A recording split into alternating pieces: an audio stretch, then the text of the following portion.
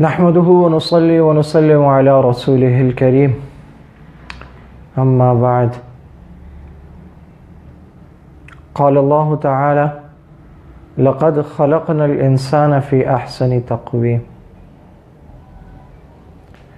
اللہ سبحانہ و تقدس فرماتے ہیں ہم نے انسان کو سب سے بہترین سانچے پر ڈھال کر پیدا کیا ہے، یعنی اللہ تعالیٰ کی مخلوقات میں سب سے بہترین مخلوق انسان ہے۔ درد دل کے واسطے پیدا کیا انسان کو، ورنہ طاعت کے لیے کم نہ تھے کروبیاں۔ طاعت کے لیے فرشتے بہت تھے، انسان جو اللہ تعالیٰ کی اطاعت کرے اور اللہ تعالیٰ کے حکم کے مطابق دوسرے انسانوں کا درد محسوس کرے۔ چنانچہ آپ صلی اللہ علیہ وسلم فرماتے ہیں کہ پڑوسی کے اتنے حقوق، اتنی تاکید کی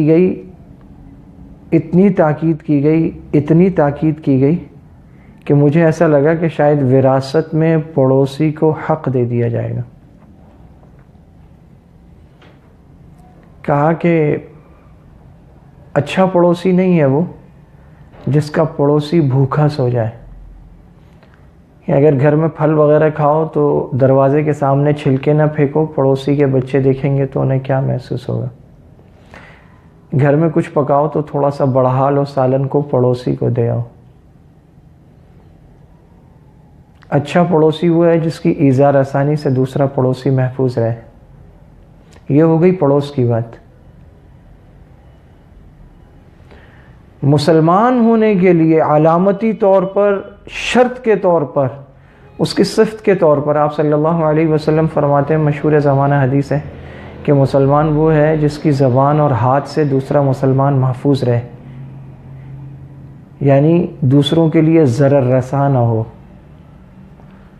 نہ زبان ڈس رہی ہو، نہ ہاتھ ظلم و تشدد کر رہا ہو، نہ کسی کا مال ناجائز طریقے سے کھینچ رہا ہو، نہ زبان سے لچھے دار باتیں کر کے دوسروں کو بیوقوف بنا کے اپنی اسکیموں میں ان کا پیسہ انویسٹ کروا رہا ہو۔ کسی بھی طرح نہ زبان سے چغلی کرے، نہ غیبت کرے، نہ دھوکہ دے، نہ للو بنائے، نہ الو بنائے، نہ بیوقوف بنائے، نہ احمق بنائے، نہ باتوں کے لچھوں میں الجھائے، نہ دھوکہ دے، دوسروں کا مال دوسروں سے لچھے دار باتوں سے نہ کھینچے۔ مال کھینچنا یہ بھی تو ضرر ہے نا۔ پھر فرمایا کہ راستے سے ایذا رساں چیز کو ہٹانا یہ بھی ایمان ہے۔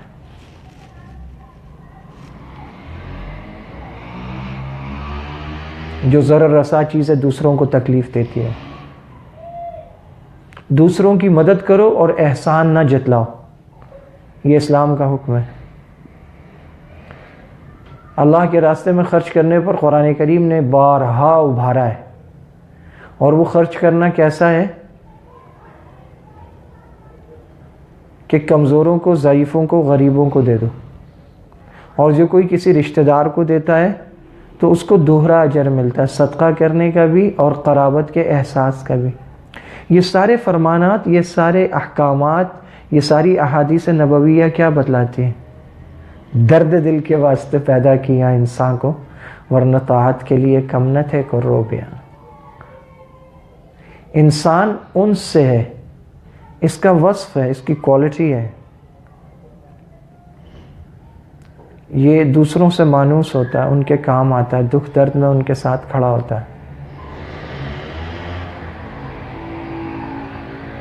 بحیثیت والد اولاد کے دکھ درد میں، بحیثیت بھائی بہن بھائیوں کے دکھ درد میں، بحیثیت بیٹا والدین کی تکلیف میں، بحیثیت شوہر بیوی کے دکھ درد میں، بحیثیت دوست دوستوں کے، بحیثیت مسلمان سارے انسانوں کے دکھ درد میں کھڑا ہوتا ہے۔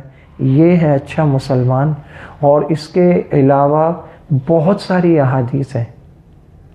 سب سے اچھا مسلمان وہ ہے جو زبان کا اچھا ہو، جو اخلاق کا اچھا ہو، جو طبیعت کا نرم ہو، جو دوسروں پہ رحم کرنے والا ہو، جو دوسروں کو معاف کرنے والا ہو۔ تو انسانوں کا انسانوں کے ساتھ اچھا برتاؤ یہ دین میں بڑا اہم ہے. حجاج بن یوسف مشہور زمانہ ظالم گورنر ہے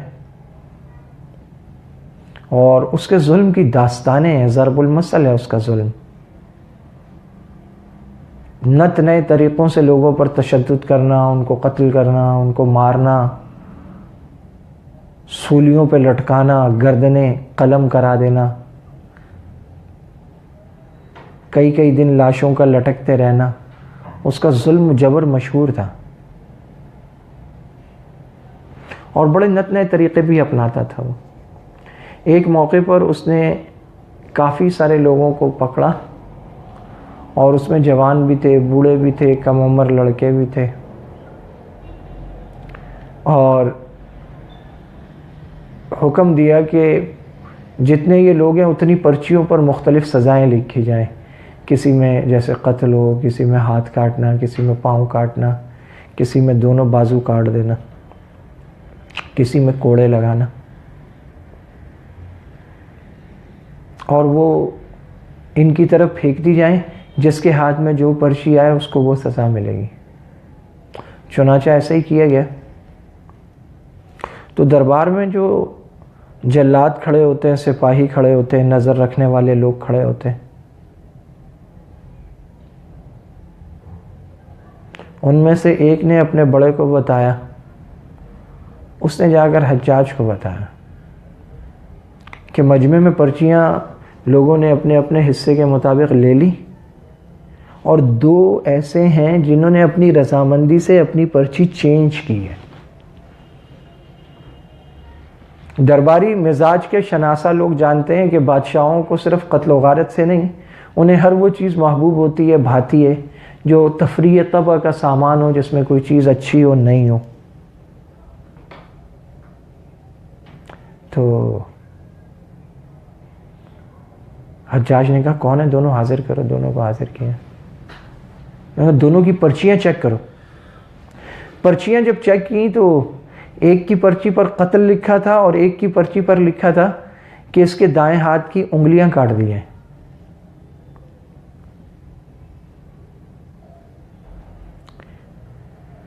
حجاج نے کہا کہ تم دونوں نے اپنی سزائیں تبدیل کی ہیں اپنی رضامندی سے.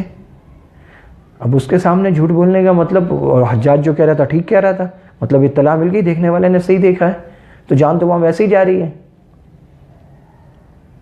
انہوں نے کہا جی ایسے ہے. کہ کیوں کیا ایسا اور کیسے کیا؟ اگر تم نے پرچی بدلی ہے تو اس کا مطلب ہے کہ جس کی سزا قتل تھی اس نے دوسرے سے پرچی نہیں لی، اس کی زندگی لے لی. ایک کو قتل کی سزا تھی تو اس نے قتل کی سزا دوسرے کو پکڑا دی، یعنی قتل سے بچ گیا تو اس کی تو زندگی لے لی اس نے. اور ایک کی صرف ہاتھ کی انگلیاں کٹنی تھی تو اس کی تو جان بچ رہی تھی، اس نے کوئی اپنی جان دے دی، سامنے والے کو زندگی دے دی. ایسا کیسے؟ انہوں نے کہا کہ جس کے پاس ہاتھ کاٹنے والی پرچی تھی اس نے کہا جی میرے پاس تو قتل والی آئی تھی اور میں تو مرنے والا ہو گیا تھا، رو رہا تھا میں. تو اس نے چپکے سے میرے کندھے پہ ہاتھ رکھا اور مجھے کہا کہ کیا ہوا، اتنا کیوں رو رہے ہو؟ تو میں نے کہا کہ میری بوڑھی ماں ہے، میں اس کی خدمت کرنا چاہتا ہوں اور کرتا ہوں، میرے سوا اس کا کوئی سہارا نہیں ہے.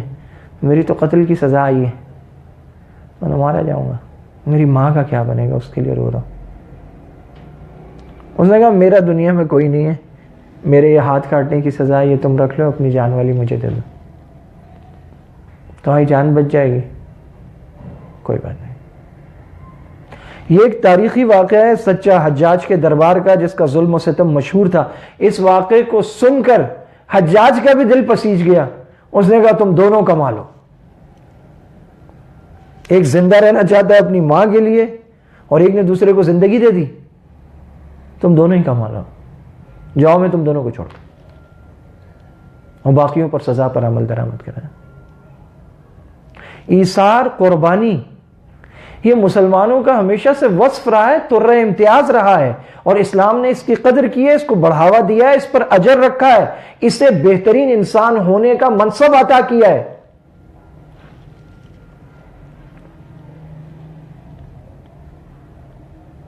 جو دوسروں کا دکھ درد محسوس کرتا ہے، ان کی تکلیف میں کام آتا ہے، دوسروں پر خرچ کرتا ہے، اس کے بڑے فضائل ہیں. ایسے آدمی کو تو مسلمان ہی نہیں مانا گیا جس کی زبان اور ہاتھ سے دوسرے محفوظ نہ ہوں.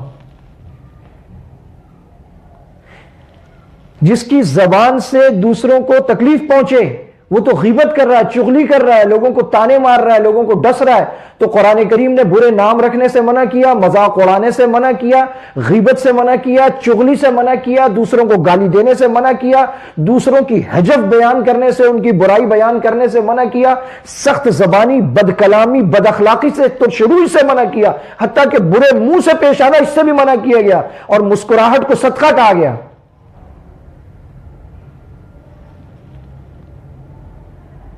ابتسامک لأخیک، تیرے چہرے پر مسکراہٹ تیرے بھائی کے لیے، یہ بھی صدقہ ہے.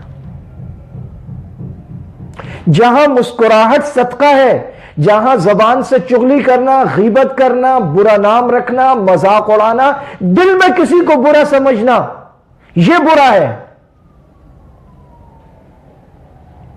جہاں کسی پر ہاتھ اٹھانا، لوہے سے اشارہ کرنا حرام ہے. مسلمان وہ ہے جس کی زبان اور ہاتھ سے دوسرا مسلمان محفوظ رہے. ایسے میں لوگ اٹھیں اور وہ دھماکے کریں، فائرنگ کریں، لوگوں کو قتل کریں، ایثار و قربانی تو رہ گئی بہت دور کی بات، لوگوں کی جان لے لیں. یہ اسلام ہو سکتا ہے، یہ قرآن ہو سکتا ہے، یہ دین کی تعلیم ہو سکتی ہے. کتنی عجیب بات ہے کہ ایک طرف درندے اٹھیں، وہ مسجدوں میں بم دھماکے کریں، وہ فائرنگ کریں، نمازیوں کو قتل کریں، وہ مدارس میں قتل و غارت کریں، وہ طلبہ کو ماریں، مدارس سے نکلنے والے طلبہ قتل کر دیے جائیں، علماء قتل کر دیے جائیں، مسجد کے ائمہ قتل کر دیے جائیں، مؤذنین قتل کر دیے جائیں، اسلامی ملک کی سرحدوں کی حفاظت کرنے والی فوج پر فائرنگ کی جائے، اس ملک کے نظام انصاف سے تعلق رکھنے والے ججوں کو قتل کیا جائے، مارا جائے، ان پر بموں سے حملے کیے جائیں، کچہری میں حملے کر کے 70 100 وکلاء ایک ایک دن میں شہید کر دیے جائیں، مزاروں پر، درگاہوں پر، خانقاہوں پر دھماکے کیے جائیں، بے گناہ انسانوں کی خون کی ہولی کھیلی جائے، قتل و غارت مچا دی جائے، اور پھر اسے کہا جائے کہ یہ جہاد ہے، یہ دین ہے. اور پھر مزے کی بات، جو درندے یہ کریں، جو ظالم یہ کریں، جو وحشت گرد یہ کریں، جو دہشت گرد اور وحشت پھیلانے والے لوگ یہ سارے کارنامے سر انجام دے، ان کے فعل کو اٹھا کر جوڑ دیا جائے دین سے، اسلام سے، مدرسوں سے. یعنی ایک ستم والا ہے، ستم اس پر ستم، کوئی حد ہے ظلم کی؟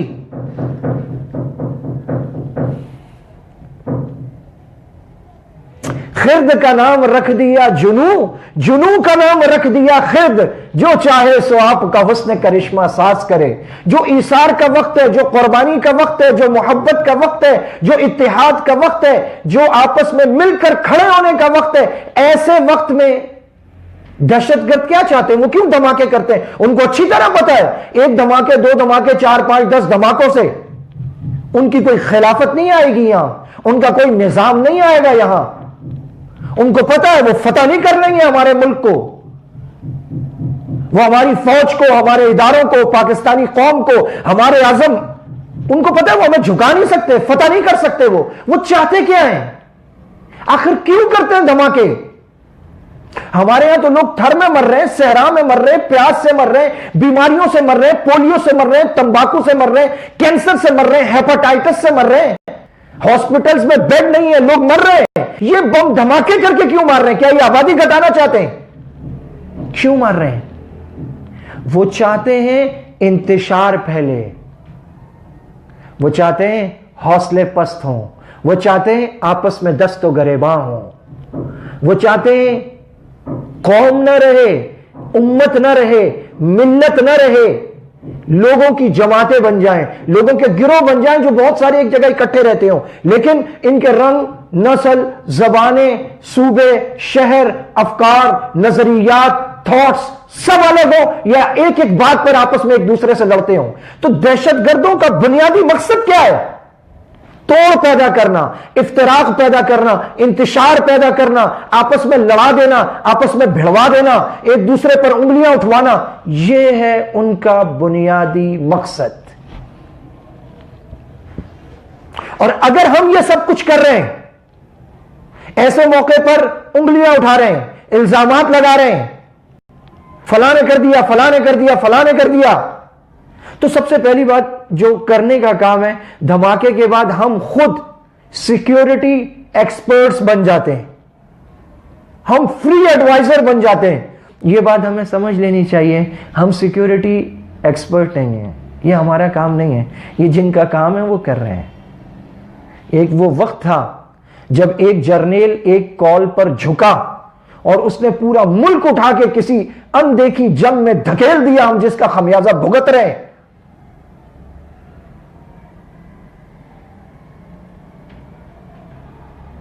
اس وقت روزانہ دھماکے ہوتے تھے، کئی دھماکے ہوتے تھے، ہم روز لاشیں اٹھاتے تھے، ہمارے بچے، ہمارے بہن بھائی، ہمارے دوست، ہمارے والدین، ہم سب غیر محفوظ تھے، اور پھر ڈرون حملے ہوتے تھے، اور پھر ان کی طرف سے حملے ہوتے تھے ہماری فورسز پر، ہمارے نظام انصاف پر، ہمارے شہروں پر، مساجد پر، خانقاہوں پر، اسٹیشنز پر، ایئرپورٹس پر، ہماری کچہریوں پر، ہمارے اسکولوں پر، ہمارے بچوں پر، ہم روز لاشیں اٹھاتے تھے۔ ایک وہ بھی وقت تھا۔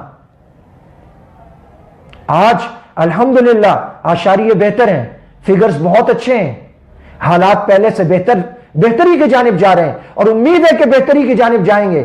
سب جانتے ہیں سی پیک کیا ہے، اللہ پاک ان منصوبوں کو مکمل کرے، انشاءاللہ اس سے خوشحالی آئے گی، بہتری آئے گی، معاشی اقتصادی بہتری آئے گی، اور ہم چونکہ مادہ پرست ہو گئے تو ہمارے ذہنوں میں بھی بہتری آئے گی، ہمارے رویوں میں بھی بہتری آئے گی، روزگار آئے گا، ہر چیز کم ہوگی، دہشت گردی کم ہوگی۔ آج ہم پہلے سے بہتر ہیں۔ یہ بہتری لایا کون؟ اس پر محنت کی کس نے؟ وہ کون ہے جنہوں نے جانیں دی؟ عوام کی بھی جانیں گئی، لیکن محنت کس نے کی؟ اس دہشت گردی کو روکا کس نے؟ مذاکرات کر کے ڈرون رکوائے کس نے؟ ملکوں کو راضی کس نے کیا؟ سی پیک کے منصوبے کو عملی جامہ کس نے پہنایا؟ اس کی حفاظت پر کون کھڑا ہوا؟ یہی ہمارے سیکیورٹی ادارے ہیں۔ دہشت گردوں کی کمر توڑی، ان کا صفایا کیا، وہ جو اسلام کے نام پر، وہ جو جہاد کے نام پر قوم کے بچوں کو مروا رہے تھے۔ اچھا مزے کی بات ہے، لوگ کہتے ہیں یہ مدرسے والے ہیں، سب سے زیادہ نقصان کس کا ہوا؟ ان کے اس جہاد سے سب سے زیادہ نقصان تو مدارس کا ہوا۔ مدارس قرآن کی بات کرتے ہیں، امن کی بات کرتے ہیں، دین کا اصل چہرہ پیش کرتے ہیں۔ انہوں نے تو دین کے نام پر قتل و غارت پیش کی، انہوں نے تو دین کے نام پر مساجد میں دھماکے کیے، اغوا برائے تاوان کیے، لوگوں کے گلے کاٹے، انہوں نے نائیوں کی دکانیں اڑا دی، سیڑھیوں کی دکانیں اڑا دی، چھوٹے چھوٹے محلوں میں الگ الگ کمانڈر بیٹھ گیا، اپنی مرضی کے اسلام نافذ کر دیے، اپنی مرضی کی انہوں نے تفسیریں شروع کر دی۔ سب سے زیادہ نقصان تو انہوں نے علماء کو پہنچایا۔ مولانا حسن جان کو کس نے شہید کیا؟ علماء کو خطوط لکھے انہوں نے وہاں سے کہ تم ہمارے حق میں فتوے دو ورنہ ہم تمہیں قتل کر دیں گے، اور نہ جانے کن کن علماء کے ساتھ انہوں نے یہ کیا۔ علماء کا تو سب سے زیادہ نقصان ہوا۔ ایک عالم کبھی ان کی حمایت میں کھڑا ہوا؟ کبھی کسی نے ان کے حق میں فتویٰ دیا؟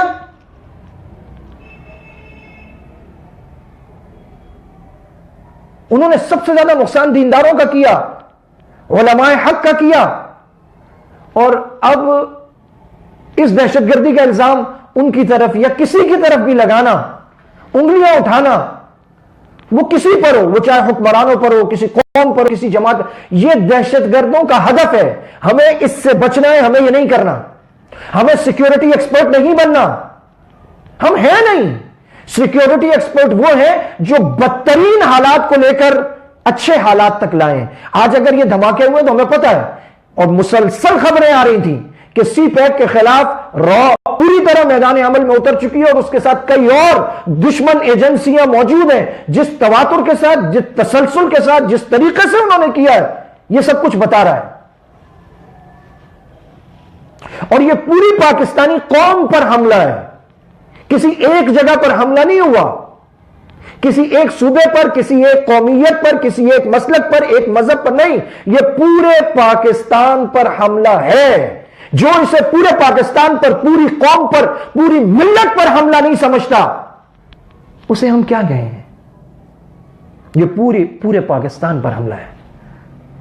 تو پہلا کام، ہم سیکیورٹی ایکسپرٹ نہ بنے۔ دوسری بات، ہم افتراق اور انتشار کا شکار نہ ہو۔ تیسری بات، وہ مایوسی پھیلا دینا چاہتے ہیں، وہ ہمارے دلوں سے یقین اور امید ختم کر دینا چاہتے ہیں، یقین پاکستان پر کہ اس کا مستقبل انشاءاللہ روشن ہے۔ کیوں؟ اس لیے کہ یہ ہم نے لا الہ الا اللہ محمد الرسول اللہ کی بنیاد پر بنایا، مقدس نعرہ لگا کر بنایا۔ ہم بڑے فخر سے کہتے ہیں کہ 27ویں رات کو رمضان المبارک میں، آخری عشرے میں، اللہ تعالیٰ نے جس میں لیلۃ القدر ہونے کے چانسز سب سے زیادہ ہوتے ہیں، ہمیں یہ ملک عطا کیا ہے۔ ہم پورے فخر سے کہتے ہیں پاکستان کا مطلب کیا؟ لا الہ الا اللہ۔ ہم پورے فخر سے کہتے ہیں مدینہ طیبہ کے بعد یہ کائنات کی پہلی مملکت ہے جس کی بنیاد ہی لا الہ الا اللہ پر رکھی گئی ہے۔ یہ فخر ہمیں حاصل ہے۔ جب یہ فخر ہمیں حاصل ہے تو ہم اس کے مستقبل سے مایوس کیسے ہو سکتے ہیں؟ I believe in پاکستان، میرا یقین ہونا چاہیے پاکستان پر، اس کی ترقی پر، اس کے آگے بڑھنے پر۔ وہ ہمیں مایوس کر دینا چاہتے ہیں اس کے مستقبل سے۔ دنیا باتیں نہیں کرتی 2020 میں، 2025 میں، 2030 میں پاکستان دنیا کے نقشے پر نہیں رہا، اگر رہا تو ایسا ہوگا۔ یہ باتیں تو اس سے پہلے بھی ہوئی، 10 مرتبہ ہوئی۔ ہمارے ایٹمی اثاثوں کو ہائی جیک کرنے کی بات کی گئی، انہیں ملک میں تباہ کرنے کی بات کی گئی۔ دشمنوں نے کیسے کیسے ناپاک منصوبے نہیں بنائے ہیں لوگ جو اسے وہاں سے نکال لائے، جن کا سونا اٹھنا بیٹھنا ملک کے لیے۔ پاکستان سے زیادہ کوئی آزاد ملک ہے؟ پوری دنیا میں پاکستان سے زیادہ آزادی کہیں ہے؟ آپ جو بات چاہیں کہہ سکتے ہیں۔ ایسی نماز، ایسا دعوت کا کام، ایسے مدارس، ایسی مساجد، وعظ، تقریریں، بیانات، جہاں ڈکٹیٹرشپ ہے وہاں تو آپ کچھ کہہ نہیں سکتے حکومت کے خلاف۔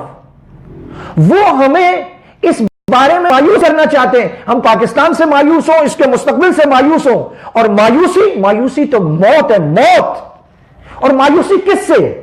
پاکستان سے مایوسی کیسے؟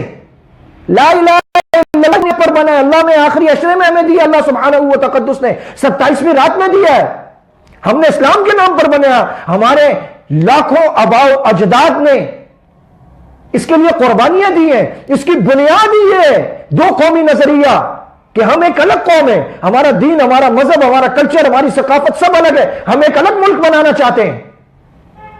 اس نظریے پر ہم نے لیا ہے، تو ہم نے تو اللہ پر یقین کر کے، اللہ کا نام لے کے، لا نہیں ہے کوئی معبود الا اللہ مگر اللہ، محمد صلی اللہ علیہ وسلم اللہ کے رسول ہے۔ اللہ کا حکم نبی کریم صلی اللہ علیہ وسلم کے طریقے پر پورا کرنا، حضور کی شریعت چلے گی اس ملک میں، اس کے لیے ہم نے حاصل کیا یہ ملک۔ ہم اس کے مستقبل سے کیسے مایوس ہو سکتے ہیں؟ وہ مایوسی پھیلانا چاہتے ہیں، دھماکوں کے بعد ہمارا فرض ہے مایوس نہ ہو۔ وہ چاہتے ہیں ہم جھٹکے دار رد عمل دیں، یہ نہ دیں۔ وہ جان بوجھ کر تقاریر کاٹ کر، کلپس کاٹ کر، الٹی سیدھی چیزیں کاٹ کر سوشل میڈیا پر پھیلاتے ہیں۔ کچھ چیزیں ہمیں اچھی لگتی ہیں، کچھ ہمیں بری لگتی ہیں، اور کچھ ہمیں بہت بری لگتی ہیں۔ کچھ ایسی ہوتی ہیں جو بالکل جھوٹ ہوتی ہیں، جب وہ جھوٹ ہوتا ہے تو ہم اس کو شیئر کرتے ہیں، اوپر لکھتے ہیں دیکھو یہ جھوٹ ہے، دیکھو یہ غلط ہے، دیکھو یہ پروپیگنڈا ہے۔ ہم اس کے نیچے کمنٹس میں لکھنا شروع کرتے ہیں یہ برا ہے، یہ غلط ہے، یہ فلاں ہے، یہ ڈھینگ ہے، یہ کافر ہے، اس پہ لعنت ہے۔ جس طرح ہمیں سیکیورٹی ایکسپرٹ نہیں بننا چاہیے، ہمیں مفتی بھی نہیں بننا چاہیے۔ مفتی نہیں ہے ہر آدمی، اسے فتویٰ لگانے کا حق نہیں ہے دوسروں پر۔ جو لا الہ الا اللہ محمد رسول اللہ پڑھتا ہے، ضروریات دین کو مانتا ہے، وہ مسلمان ہے، اس پر کفر کا فتویٰ نہیں لگانا چاہیے۔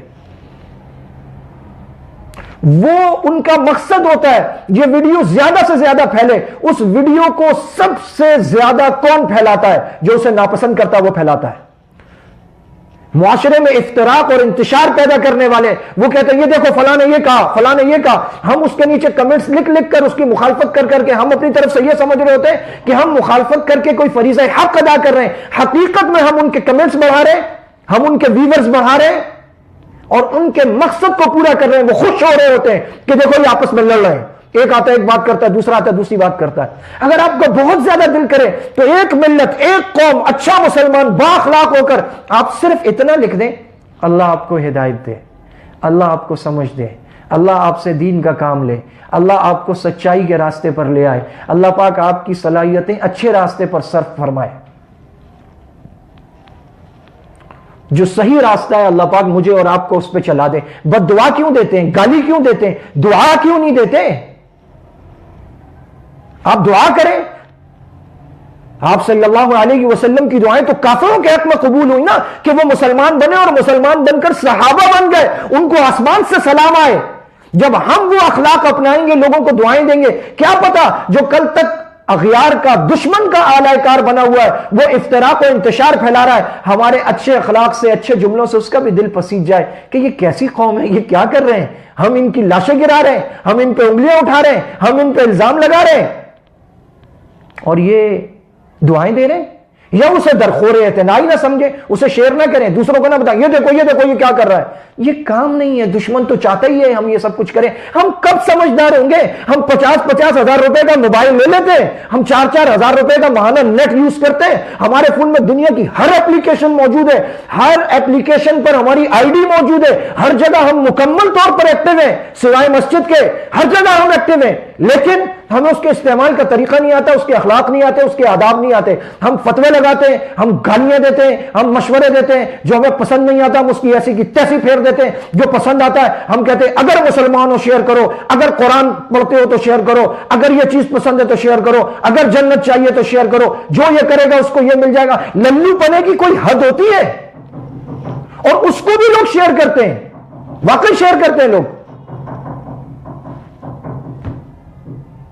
ہم لوگ کہاں جا رہے ہیں؟ ہم کیا کر رہے ہیں؟ اس موقع پر ہمیں ایک ہونا چاہیے، اتحاد اور اتفاق کا مظاہرہ کرنا چاہیے، اخوت کا، مساوات کا، قربانی کا، خون دینے کا، زخمیوں کے کام آنے کا. جن جن محلوں میں لاشیں آئی ہیں ان کے گھروں کے کھانے، ان کی خدمت، ان پر غم کے پہاڑ ٹوٹ پڑے، اور انہی کے گھر میں اور زخمی بھی ہوں گے، زخمیوں کا علاج معالجہ اس کے لیے نقد دے سکیں، ہاسپٹلز میں جائیں، ڈیوٹیاں دے سکیں، ان کو تسلی دیں، دلاسا دیں. سب سے بڑا داعی اس موقع پر وہ ہوگا جو ان زخمیوں کے ساتھ کھڑا ہوگا، جو ان گھر والوں کے ساتھ کھڑا ہوگا جن کے گھر میں لاشیں آئی ہیں. یہ ہوگا اصل داعی. اس سے محبت رہیں گے یہ لوگ، اس کے اخلاق سے متاثر ہوں گے وہ لوگ. انگلیاں اٹھانے والے اٹھاتے رہیں گے، وہ تو اشارے کرتے رہیں گے، وہ تو معاشرے کو توڑتے رہیں گے. پاکستانی قوم کو یہ سمجھنا ہوگا یہ کسی شہر پر، کسی صوبے پر، کسی رنگ پر، کسی قومیت پر، کسی مسلک اور مذہب پر حملہ نہیں ہے. تو پورے ملک میں حملے ہوئے، ساروں میں گیا، موزنین کو مارا گیا، یونیورسٹی کے طلبہ کو مارا گیا، کالج کے طلبہ کو مارا گیا، وکلاء کو مارا گیا، پولیس مارا، پورے بچوں کو مارا گیا. پوری کی پوری قوم پر حملے ہو رہے ہیں. یہ پوری قوم پر حملے ہیں. کوئی کہہ سکتا ہے کہ نہیں جی فلاں پر حملہ ہے؟ یہ پوری قوم پر حملہ ہے، اور پوری قوم نے مل کر ساتھ کھڑا ہونا ہے، اور قوم ہونے کا ثبوت دینا ہے، ملت ہونے کا ثبوت دینا ہے، امت ہونے کا ثبوت دینا ہے. افتراق اور انتشار کی طرف نہیں جانا. اسی میں ہماری بقا ہے. پاکستان ہمارا گھر ہے، اور یہ جو ہم لوگ ہیں مڈل کلاس لوگ، ہماری نہ باہر کی نیشنلٹیز ہیں، نہ ہمارے باہر کے اکاؤنٹس ہیں، اور نہ باہر ہمیں کوئی قبول کرے گا. یہ پاکستان ہے تو ہم ہیں، پاکستان نہیں تو آپ دیکھ لیں. شامیوں کا ملک ہم سے زیادہ خوبصورت تھا، ان کے موسم ہم سے زیادہ اچھے تھے، ان کی چمڑی ہم سے کہیں زیادہ گوری ہے، وہ دنیا کے حسین ترین لوگوں میں ایک ہے. لیکن آج پورا کا پورا شام وہ در بدر کی خاک چھان رہا ہے. کوئی نہیں بچا وہاں، نہ کوئی مسلک، نہ کوئی مذہب، نہ کوئی شہر، نہ کوئی قومیت. پورا کا پورا ملک تباہ و برباد ہوا. مسلمان وہاں پر زخمی ہو گئے، برباد ہو گئے، تباہ و برباد ہو گئے، لاشیں اٹھ گئی، لاپتہ ہو گئے، مہاجر بن کے دوسروں کے ملکوں میں دوسروں کے آسروں پر، امدادوں پر پڑے ہوئے. یہی حال برما میں ہوا ہے، یہی حال عراق میں ہوا ہے، یہی فلسطین میں ہو رہا ہے. جب تک ملک رہتا ہے چھت رہتی ہے. زیادہ سے زیادہ نقصان کس کو ہوا؟ میرے نظریات کو ہوا، میرے تھاٹس کو ہوا، میں جسے اپنی جماعت مانتا ہوں اس جماعت کو ہوا. میری ذات کو ہوا، میرے ایک آدھ بھائی کو ہوا، میرا پورا گھرانہ تو بچا ہوا ہے، میرے بچے تو بچے ہوئے ہیں، میری والدہ اور بہنیں تو بچی ہوئی ہیں، لیکن اگر آپس میں لڑنا شروع ہو گئے یہ ملک نہیں بچے گا۔ ملک نہیں بچا تو شہر کہاں سے بچے گا؟ گھر کہاں سے بچیں گے؟ بچے کہاں سے بچیں گے؟ بیوی کہاں سے بچے گی؟ سب کی اینٹ سے اینٹ بچ جائے گی۔ یہاں پر یہ بات ہماری سمجھ میں کیوں نہیں آ رہی؟ یہ ہماری چھت ہے، یہ بچی رہی نا تو سارے بچے رہیں گے، اور اسے کچھ ہو گیا تو سارے کے سارے مارے جائیں گے۔ اور ہمیں مارنے کے لیے یہ دنیا جتنی اتاولی ہے، خدا کی قسم شاید کم لوگ ہوں گے جن کو مارنے کے لیے دنیا اتنی اتاولی ہے۔ ہمارے دشمنوں کا بس چلے نا تو پتہ نہیں وہ پاکستان کا کیا کرتے ہیں۔ کوئی دوست بن کے ہمیں ڈس رہا ہے، کوئی دشمن بن کے ڈس رہا ہے، کوئی امداد دے کے ڈس رہا ہے، کوئی تجارت کے نام پر ڈس رہا ہے۔ اور جو ہمارے دوست ہیں، اللہ ان کو جزائے خیر دے، اللہ ان کو استقامت دے، اگر انہیں ہم پر یقین ہے تو ہم اپنے اس رویے سے ان کے رہے سہے یقین کی بھی دھجیاں اڑا رہے ہیں۔ ایک ملت، ایک قوم، جب ہمارا اللہ ایک، ہمارا رسول ایک، ہمارا قرآن ایک، ہمارا نفع نقصان ایک، تو پھر کیوں نہیں ہو جاتے یہ مسلمان ایک ہوں مسلم حرم کی پاسبانی کے لیے نیل کے ساحل سے تا بخا کے کاشغر۔ وآخر دعوانا ان الحمد للہ رب العالمین۔